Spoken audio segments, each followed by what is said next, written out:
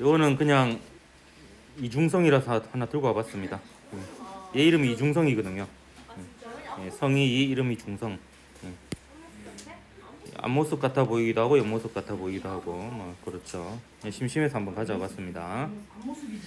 옆모습이지. 코가 이렇게 돼 있잖아. 아니 귀가 이렇게 되어 있잖아, 바보야. 뭐 앞모습이기도 하고 옆모습이기도 하고 뭐 그렇습니다. 이제 오늘은 그 오늘은 중단원이 바뀐 중대한 날이다 이렇게 볼 수 있겠고요. 빛과 물질의 이중성 이렇게 해가지고 중단원이 마지막 중단원이 되겠습니다. 이때 이제 두 개의 소단원으로 이루어져 있는데 빛의 이중성 오늘 할 거고요. 물질의 이중성 다음 시간과 다다음 시간 2시간에 걸쳐서 하게 될 겁니다. 이때 물질은 전자라고 보면 되겠습니다.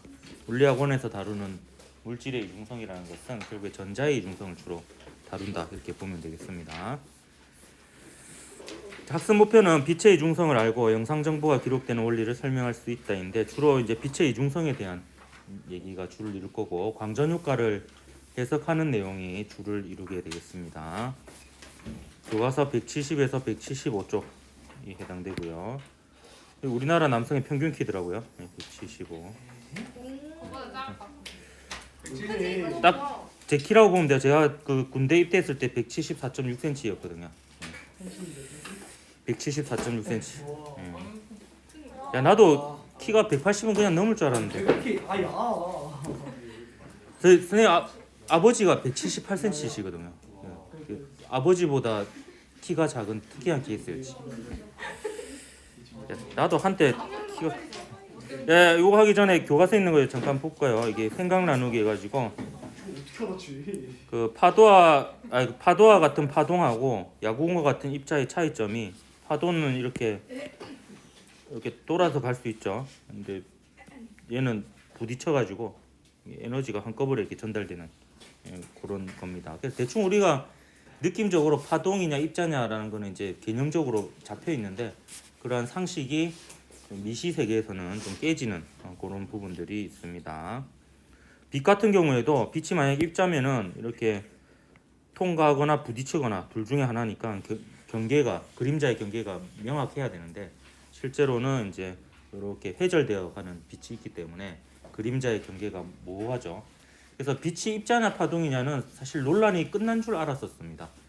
빛은 회절하고 간섭하기 때문에 파동이라고 볼 수 있었고 결정적으로 맥스웰이 그 빛은 전자기파라는 것을 밝혀냈고 이론적으로 헤르츠가 실험적으로 확인함으로써 논란이 끝났었습니다. 빛은 이제 파동이라고 결론이 지어졌었는데 그 아인슈타인에 의해서 그 광전 효과라는 그 실험 결과를 해석하는 데 있어서 빛을 입자로 보아야지만 해석되는 부분이 있어요. 그래서 아인슈타인이 다시 그 빛의 입자설을 재탄생시켰다 이렇게 볼 수가 있습니다.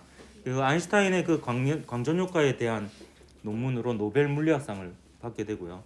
그래서 사람들은 왜 그 상대성 이론으로 받지 않았느냐라고 이렇게 생각을 하지만 아인슈타인 본인은 그 광전 효과에 대한 자신의 발견을 그 상대성 이론보다 더 높게 가치를 매기고 있었습니다.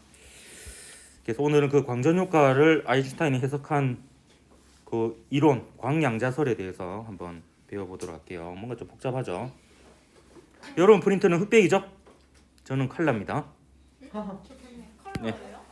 네, 자랑 한번 해봤고요. 요 의미가 있어서 얘기를 합니다. 요 빨간색으로 적혀 있는 것들은 실험 전에 세팅하는 값들이에요.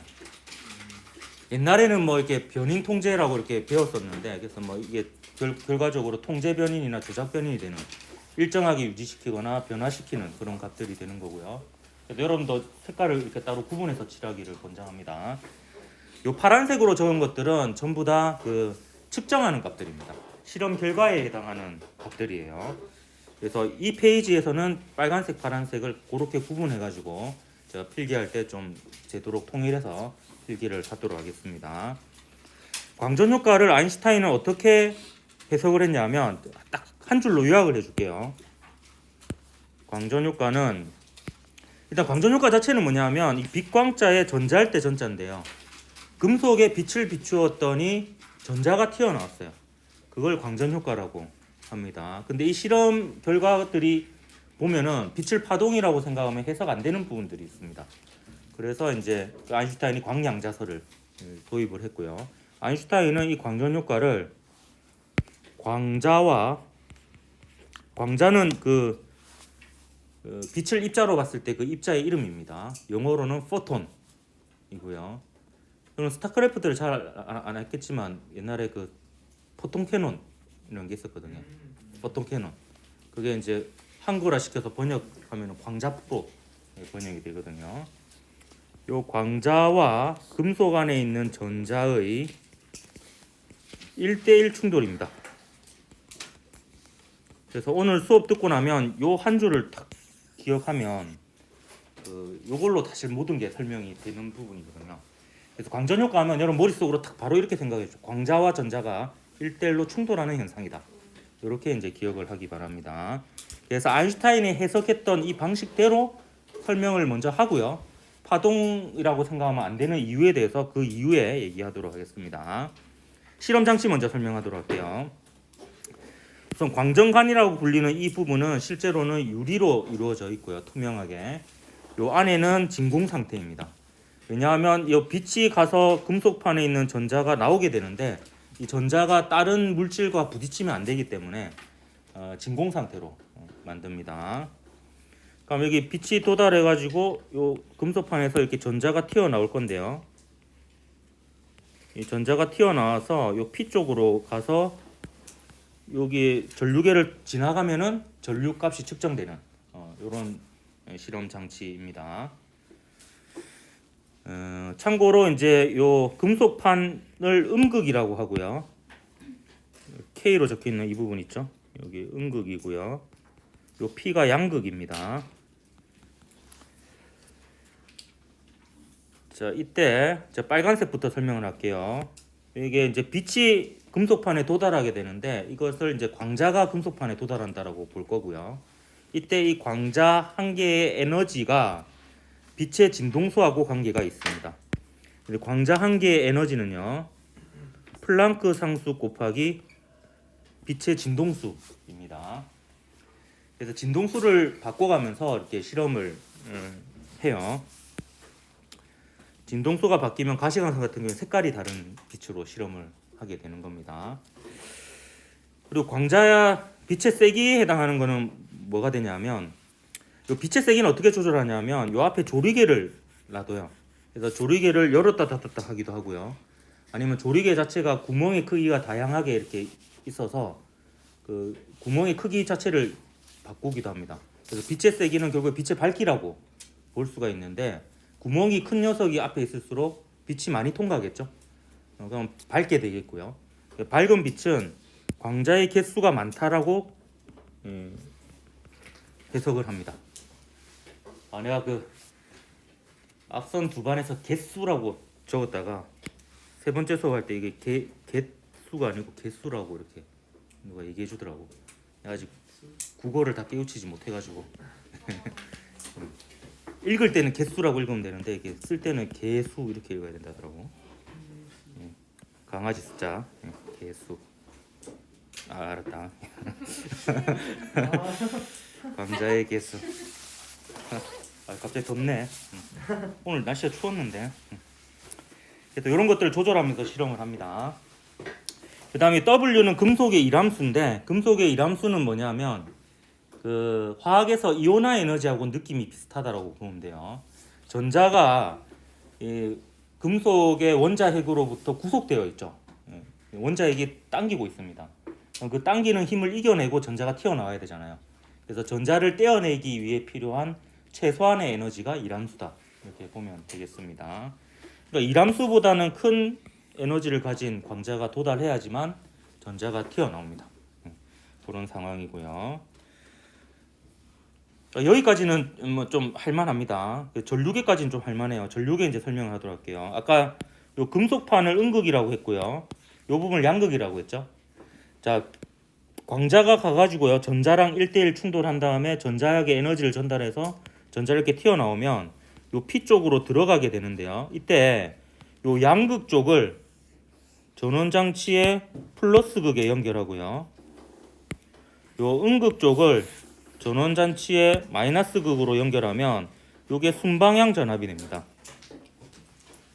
근데 이 순방향 전압은요, 그 크기가 중요하지 않습니다. 5V든 10V든 15V든지 간에 순방향으로 전압을 걸어주면 1초마다 100개의 광자가 가서 1초마다 100개의 전자가 튀어난다라고 했을 때 순방향으로 전압을 걸어주면 음극에서는 전자를 밀어주고 양극에서는 전자를 당겨줘서 전자가 이탈하지 않고 100% 양극 쪽으로 들어올 수 있게 도와주는 역할을 합니다. 그래서 일정 전압 이상이면 전압을 아무리 높여도 전류값이 그 전압에 비례해서 증가하고 이러지 않습니다. 오음의 법칙하고는 다른 거죠. 그래서 얘는 그 전류를 흐르게 하는 원인이 되는 게 아니라 이게 전자가 이쪽으로 잘 들어올 수 있게 나고자 없이 잘 들어올 수 있게 도와주는 보조자의 역할을 한다 이렇게 볼 수 있습니다. 그렇게 하면 이때 전류계에 측정되는 값은 무엇을 의미하게 되느냐? 1초에 100개의 광자가 가서 1초에 100개의 전자가 튀어나올 때하고 1초에 1000개의 전자가 가서 1초에 1000개의 광자가 가서 1초에 1000개의 전자가 튀어나왔을 때하고 전류의 세기가 다르겠죠. 예. 그래서 이 전류는 결국에 단위 시간당 요 도선의 한 단면을 통과하는 전하량이기 때문에 전류값이 클수록 이때 전류를 광전류라고 하기도 합니다. 튀어나온 전자의 개수가 많다 이렇게 볼 수가 있습니다.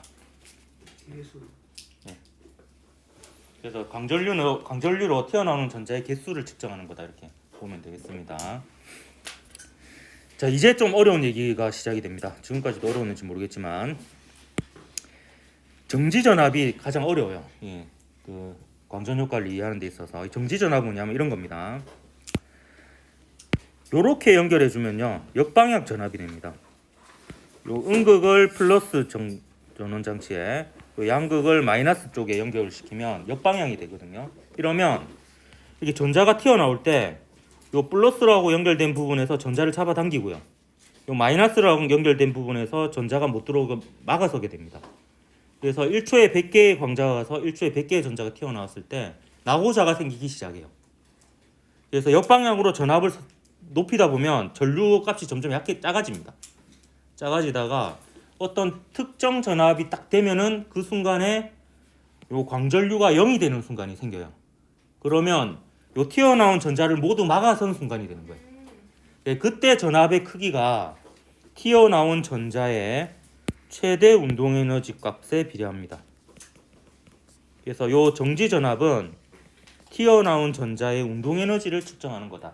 이렇게 보면 되겠습니다. 그래서 전자를 저지하는 전압이라고 해서 저지 전압이라고 하기도 해요. 네, 저지 전압 혹은 정지 전압 이렇게 표현을 합니다. 참고로 정지 전압에다가 딱 전자의 전하량만 곱해주면 바로 그 전자의 운동 에너지가 됩니다. 그래서 이 전압을 측정하는 것은 결국에 전자의 운동 에너지를 측정하는 의미다 이렇게 보면 되겠습니다. 광전류가 0이 되는 순간의 역전압의 크기입니다. 그게 이제 전자의 운동 에너지를 측정하는 거예요. 예? EK는 전자의 운동 에너지고요. 요 E는 광자의 에너지입니다. EK 옆에 있는 스몰 E. 스몰 E는 전자의 전하량이에요. 예, 전자의 전하량. 자, 요거를 이제 아인슈타인이 어떻게 해석했느냐? 이 광자와 전자의 1대1 충돌로 해석한다고 해석했다고 했죠. 그래서 아인슈타인의 이 이론을 광양자설이라고 합니다.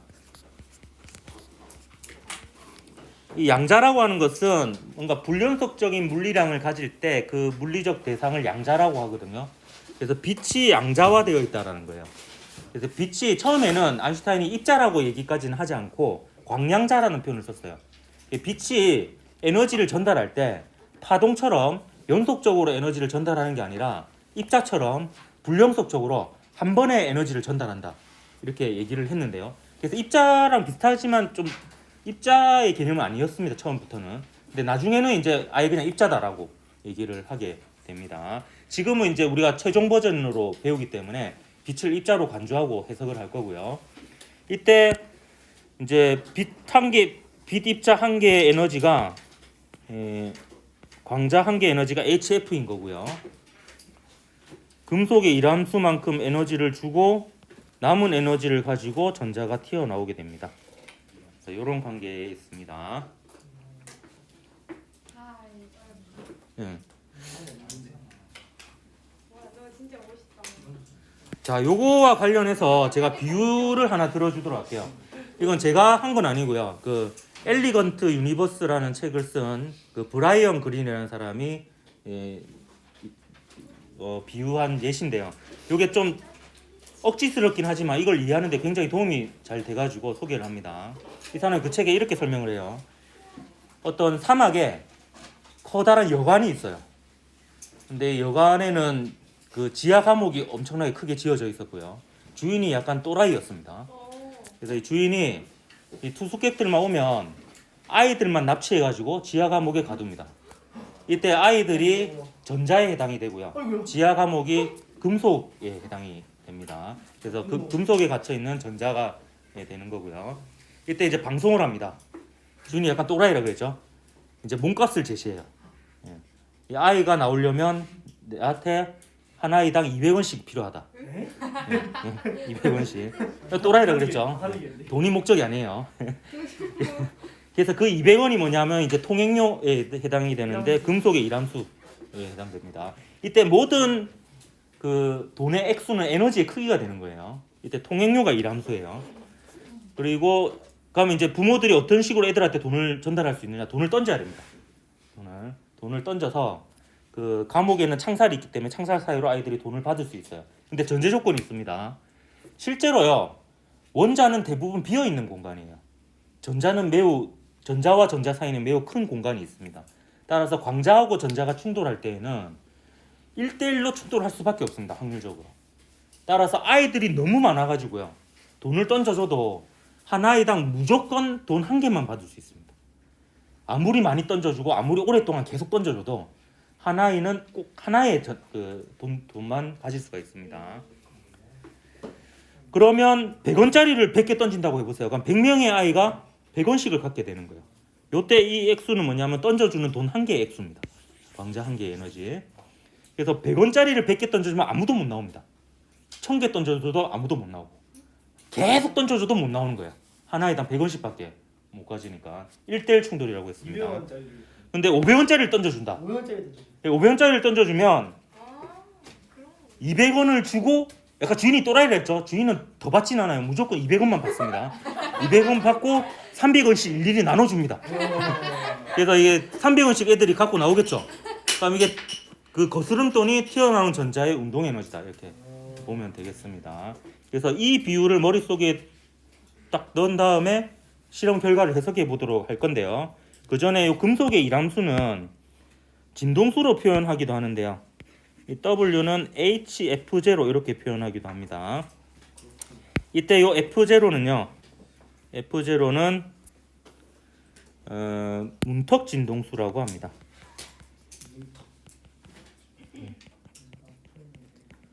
뭐 한계 진동수라고도 하고요. 요새는 한계 진동수라는 표현보다는 문턱 진동수라는 표현을 더 많이 쓰는 것 같습니다. 예. 그래서 이렇게 그 광자 한 개 에너지가 일함수보다 커야지 운동 에너지가 양수를 가지게 돼요. 운동 에너지가 양수를 가져야지만 의미가 있는 겁니다. 2분의 1 mv 제곱이니까 질량은 항상 양수고 v 제곱도 양수죠. 얘가 음수면요 속도가 허수가 돼야 돼요. 예, 그런 거는 이제 자연에 존재하지 않거든요. 자, 그러면 이렇게 얘기하기도 합니다. 그러니까 던져주는 돈의 액수가 200원보다 커야 된다 이렇게 얘기할 수도 있는데 진동수로 얘기하기도 해요. 빛의 진동수가 문턱 진동수보다 커야지 전자가 튀어나올 수 있다 이렇게 얘기하기도 합니다. 그래서 진동수로 얘기할 때도 결국에 그게 플랑크 상수만 곱해주면 에너지니까 에너지라고 생각하고 해석을 하면 되겠습니다. 그럼 실험 결과를 이제 요걸로 한번 해석해 보도록 할게요. 여기 쭉 실험 결과가 있습니다. 자, 첫 번째 실험 결과 가입니다. 특정 진동수보다 이때 특정 진동수는 문턱 진동수에 해당이 되겠습니다.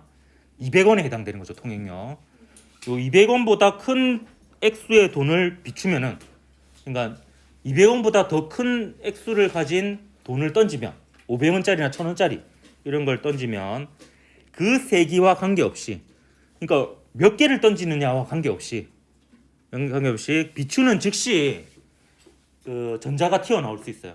그래서 500원짜리는 단 하나만 던지더라도 한 명의 아이가 나올 수 있습니다. 이 300원을 들고 나오는 거죠. 예. 근데요, 이거를 이 표현을 이렇게 표현하기도 합니다. 여기는 지금 안 적혀 있지만 이 표현도 자주 씁니다. 뭐냐 하면 특정 진동수보다 작은 진동수의 빛은요, 아무리 세게 비춰주고 아무리 오랫동안 계속 비춰줘도 전자가 하나도 튀어나오지 않습니다. 200원이 필요하잖아요. 그래서 100원짜리를 1초에 1000개씩 던져주든지 간에 1초에 10,000개씩 던져주든지 간에 그거를 계속 던져주든지 간에 하나당 하나씩밖에 못 받는다죠. 그렇기 때문에 전자가 튀어나올 수가 없습니다. 그래서 이거는 입자설로밖에 설명이 안 돼요. 파동설로 설명을 하면요, 파동은 에너지를 에네르기파로 주거든요. 연속적으로 줍니다. 그렇기 때문에 오랫동안 비춰주면 계속 축적해가지고 언젠가는 200원을 넘었을 수가 있어요. 근데 그런 일이 일어나지 않는다는 거죠. 에너지를 연속적으로 누적해서 받는 게 아니라 무조건 한 번에 그냥 1대1 충돌로 받아야지만 이게 해석이 됩니다. 그다음 나 볼까요? 나도 똑같은 일맥상통한 부분이에요. 방출된 전자의 최대 운동 에너지, 거스름돈이죠. 거스름돈. 이 거스름돈은 빛의 세기하고는 관계없어요. 그러니까 돈을 몇 개 던져주냐하고는 관계가 없어. 그 돈 한 개당 액수하고만 관계가 있어요. 그러니까 100원짜리를 던져주냐, 500원짜리를 던져주냐, 1000원짜리를 던져주냐, 이게 관계가 있는 거지. 이거를 1초에 100개 던져주냐, 1000개 던져주냐, 이거하고는 관계가 없다라는 거예요. 그래서 던져주는 돈의 액수하고만, 그러니까 빛의 진동수하고만 관계가 있다. 그 진동수가 클수록, 던져주는 돈의 액수가 클수록 거스름돈도 많이 들고 나온다. 500원짜리 던져주면 300원 들고 나오지만 1000원짜리 던져주면 800원을 들고 나온다. 라는 게 이 결과입니다. 이것도 파동설로는 설명이 안 되는 거예요. 파동이면요, 빛의 세기가 세면 전체적으로 에너지가 큰 거거든요. 그러면 전자가 에너지를 더 많이 받을 가능성이 높아집니다. 그렇기 때문에 큰 에너지를 가진 전자가 나올 수가 있어야 되거든요. 근데 그런 일이 일어나지 않습니다. 근데 다 결과는요, 단위 시간당 방출되는 전자의 수는 빛의 세기가 강할수록 커진다. 당연히 돈을 많이 개수를 많이 던져주면 전자가 많이 튀어나오겠죠. 근데 이거는 입자설뿐만 아니라 파동설로도 설명됩니다. 파동으로 치면 빛의 세기가 세다라는 거는 결국에 파동의 에너지가 크다는 거거든요. 그럼 전자가 튀어나올 수 있는 확률이 높아집니다. 그러니까 전자가 많이 튀어나올 수 있습니다. 그래서 다 결과는 입자설로도 설명 가능하고 파동설로도 설명이 가능한데, 가와 나의 결과는요, 파동설로는 설명할 수 없고 그 빛의 입자성으로만 설명이 가능한 부분이에요. 따라서 광전효과는 빛의 입자성을 보여주는 대표적인 실험이다, 이렇게 볼 수가 있습니다. 다시 한 번 더 정리하도록 할게요. 이제 결과를 적습니다. 정리를 합니다. 빛의 진동수가 문턱 진동수보다 크면, 던져주는 돈 한 개당 액수가 200원보다 크면 거스름돈을 가지고 나올 수가 있어요. 이 운동 에너지가 0보다 큽니다. 그러니까 던져주는 돈의 액수가 200원보다 크면 500원짜리 던지면 300원 들고 나올 수 있는 거죠. 100원짜리 던지면 마이너스 100원을 들고 나올 수는 없잖아. 그런 상황입니다. 근데 이 전자는요, 방출될 때, 제 색깔 지금 빨간색, 파란색 구분해서 아직까지 쓰고 있습니다. 이 전자는 뭐 광전자라고 하기도 합니다. 파란색으로 적었어요. 이게 이 광전자를 측정하는 거거든요. 결국에 실험 결과로서. 광전 효과에서 나오는 전자를 해서 광전자라고 하지만 일반적인 전자랑 똑같은 전자입니다. 장전자가 방출되는데 이것 또한 즉시 방출되는 것 또한 입자성을 보여주는 거예요. 왜냐하면 입자는 에너지를 한 번에 전달하죠. 부딪히자마자 전달합니다. 그렇기 때문에 닿자마자 바로 나와야 됩니다. 이게 이제 입자설로만 설명 가능해요. 파동이면요, 200원까지 차는데 시간이 걸립니다. 1, 2, 3, 4, 5, 6, 7, 8, 9, 10 이렇게 차거든요. 그러니까 이게 연속적으로 에너지를 받아야 되니까 200까지 차는데 시간이 지연되고 난 다음에 나와야 돼요. 근데 아무리 실험을 해봐도 비추면 바로 나와요. 조금의 지연도 없이. 그래서 요거는 입자설로만 설명이 가능한 부분입니다. 이때 튀어나오는 전자의 에너지는 정지전압으로 측정하고요. 이 개수 틀렸네 이거. 광전자의 개수는 광전류로 측정을 합니다. 이거는 그러니까 우리가 실험에서 세팅할 때 뭐하고 관련이 있느냐? 튀어나온 광전자의 에너지는 결국 거스름돈이잖아요. 던져주는 돈의 액수, 광자의 에너지하고 관련이 있습니다. 이건 빛의 진동수에 비례하죠. 빨간색으로 적었습니다. 이 부분은 이제 실험 전에 세팅하는 값들이에요. 그다음에 튀어나온 전자의 개수는 광전류로 이제 실험 결과로 우리가 측정하잖아요. 광자의 근데 이거는 광자의 색이 개수 맞습니다. 광자의 개수, 빛의 세기. 색이 광자의 세기라는 표현은 잘 쓰지 않고요. 광자의 개수, 세기는 빛의 세기 혹은 빛의 밝기 이렇게 표현을 합니다. 밝은 빛이면은 광자의 개수가 많은 거예요. 그러니까 던져주는 돈의 개수가 많으면 그 1대1 충돌이니까 그 돈을 받는 아이들도 많아지잖아요. 그러면 전자들이 많이 튀어나오게 됩니다. 아이들이.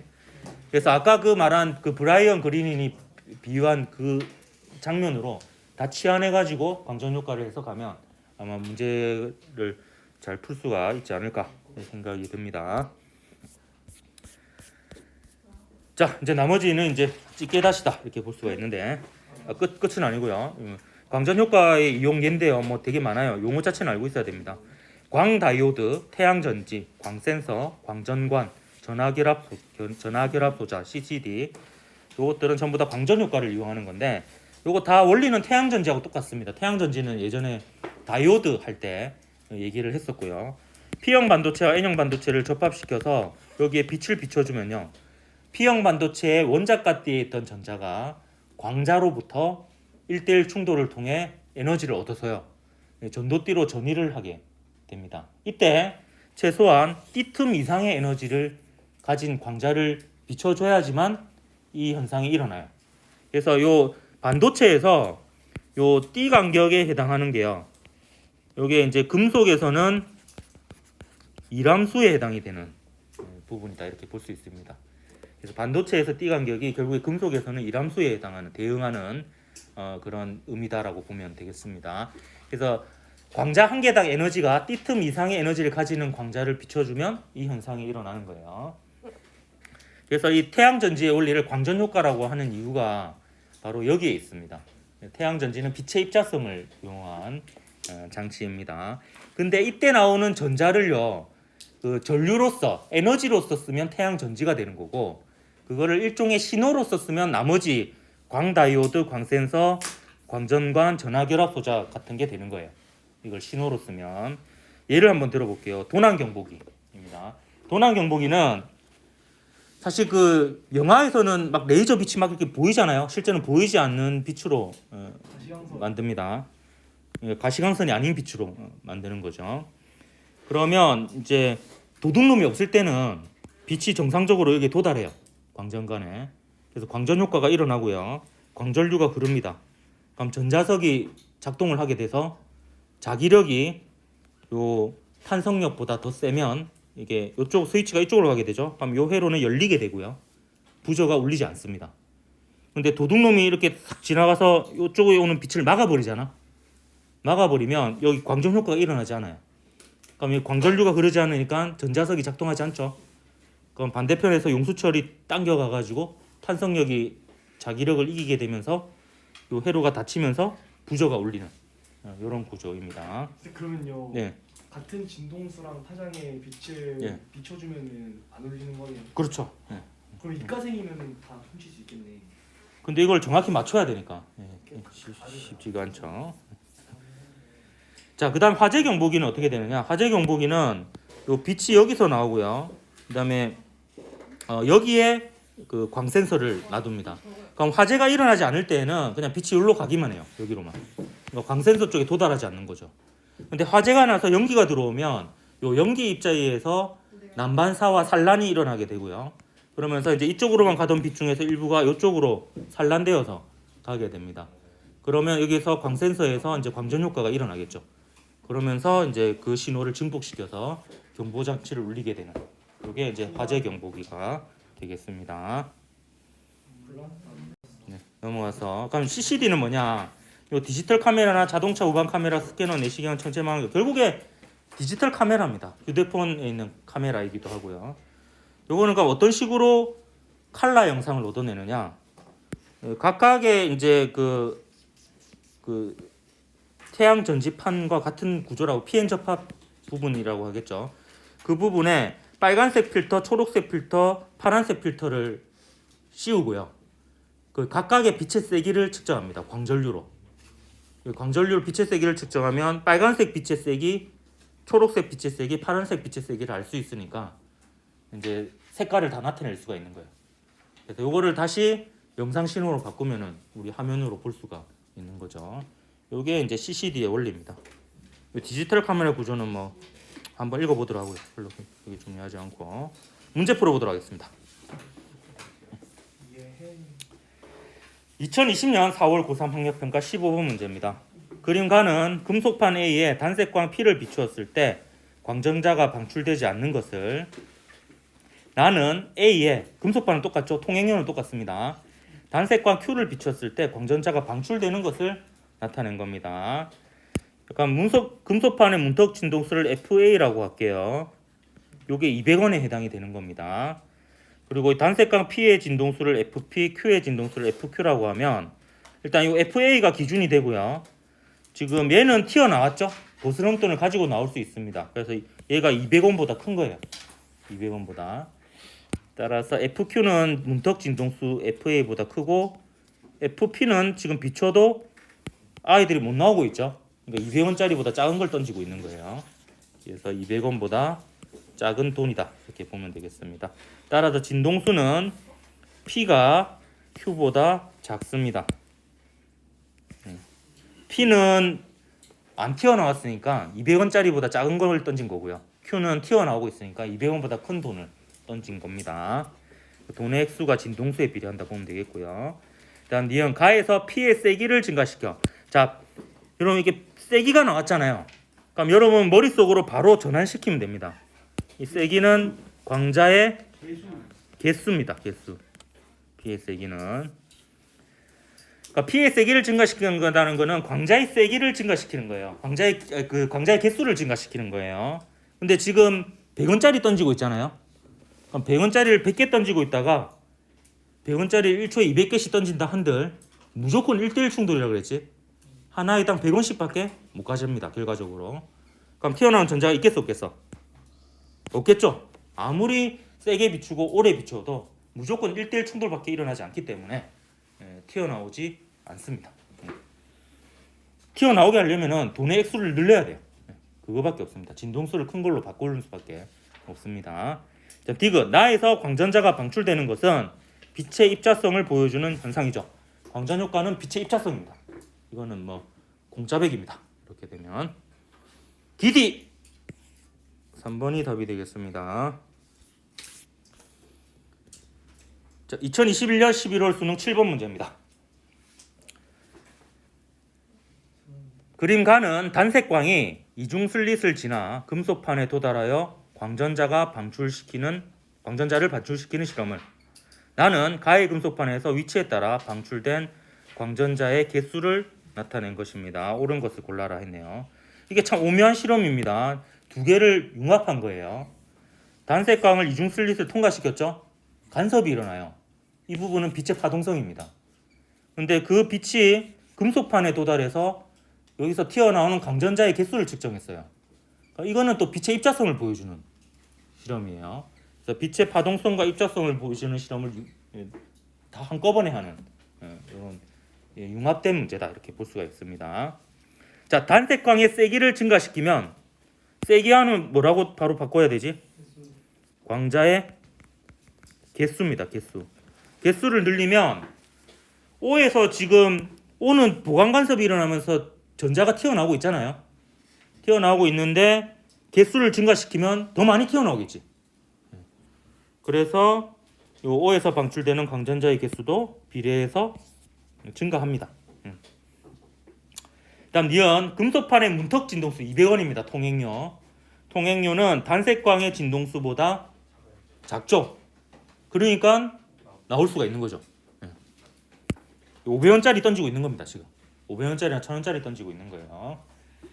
여기서 이제 문턱 진동수에 해당하는 게 200원, 단색광의 진동수에 해당하는 게 500원이나 1000원이 되겠습니다. P에서 단색광의 상세 간섭이 일어난다는데 P 부분은 지금 전자가 안 튀어나오고 있잖아요. 그러니까 동일한 색깔을 가진 동일한 진동수를 가진 빛이 가고 있는데 전자가 튀어나오지 않으려면 도달하지 않는 수밖에 없지. 그러니까 상세 간섭이 일어난다라고 해석을 할 수밖에 없습니다. 상쇄 간섭이 일어나면 에너지가 전달되지 않는 거니까 전자가 도달하지 않는 거다 이렇게 광자가 도달하지 않는 거다 이렇게 볼 수가 있겠습니다. 그래서 디귿도 맞아서 5번이 답이니까 오늘은 여기까지 할 줄 알았지. 실험을 몇 개 보여주고 마치도록 하겠습니다. 요거는 이제 동아출판사 물리학원 교과서에 있는 실험인데요. 지폐에 가시광선 등을 비춰주고 자외선 등을 비춰주면 다른 현상이 일어나는데 가시광선 등을 비춰주면 뭐 별 변화가 없어요. 그냥 겉으로 보이던 거랑 똑같이 보입니다. 근데 자외선을 비춰주면 형광무늬가 보여요. 눈에 보이지 않던. 왜 그런 현상이 일어나냐면 이 형광물질은 자외선을 흡수해서 에너지 준위를 2단계 올라갑니다. 그리고 한 단계씩 내려오면서 흡수했던 자외선보다 에너지가 작은 빛을 내놓아요. 그러니까 가시광선을 내놓는 거죠. 그래서 우리 눈에 이제 안 보이던 형광무늬가 보이게 되는 겁니다. 자외선 등을 비추면 형광무늬가 나타나고요. 더 가까이 비추면 형광무늬가 더 밝아집니다. 그래서 자외선은 이제 요 결과에 여기에 결과로 나타나고요. 가시광선들을 비추면요 형광무늬가 나타나지 않아요. 더 가까이 비춰도 나타나지 않아요. 더 가까이 비춘다는 거는 돈에 던져주는 돈의 개수가 늘어나는 거예요. 근데 100원짜리예요. 100원짜리니까 개수를 늘려도 안 나타나요. 오래 비추는 거는 계속 던져주는 거예요. 계속 던져줘도 하나이당 하나씩밖에 못 받아서 200원이 안 됩니다. 그래서 더 오래 붙여도 형광무늬가 나타나지 않습니다. 그래서 자외선은 이제 여기에 해당이 가시광선 미안합니다. 가시광선은 여기에 해당이 되죠.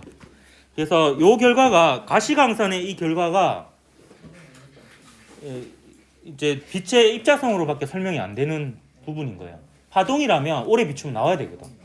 에너지를 연속적으로 받아서 축적시켜서 나올 수 있어야 되거든요.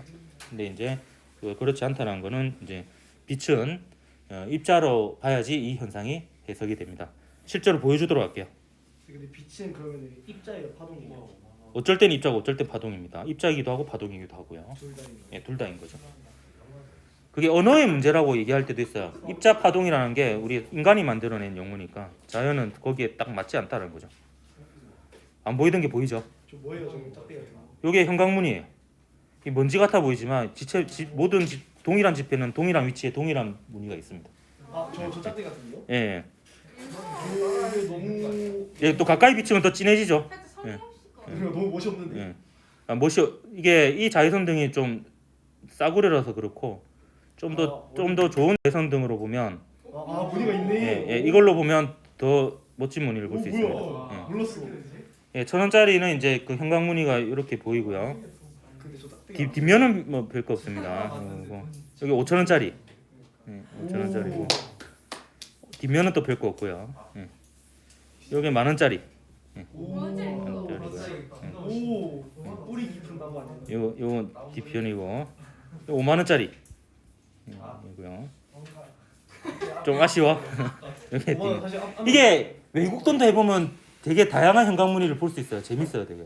근데 요거는 지금 올해 좀 남은 예산으로 살까 합니다. 학교에 아직 없더라고. 그다음에 요거는 이제 강다이오드를 이용한 전류 발생 관찰하기 실험인데 요거는 사실 입자성으로도 설명 가능하고 파동성으로도 설명 가능해요. 그냥 여기에 광다이오드가 있고요.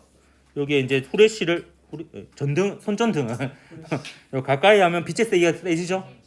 그러면 입자설로 설명하면 광자의 개수가 늘어나니까 튀어나온 전자의 개수가 많아서 전류가 세게 측정되고 파동설로도 설명 가능해요. 빛의 세기가 세면 빛의 에너지가 큰 거니까 전자가 튀어나올 가능성이 높아집니다. 그래서 강전류가 세게 측정됩니다. 여기까지.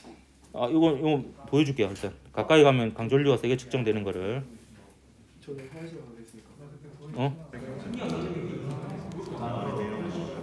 그래서 이게 강전류 값이 멀티테스터기입니다. 가까이 하면 세지죠.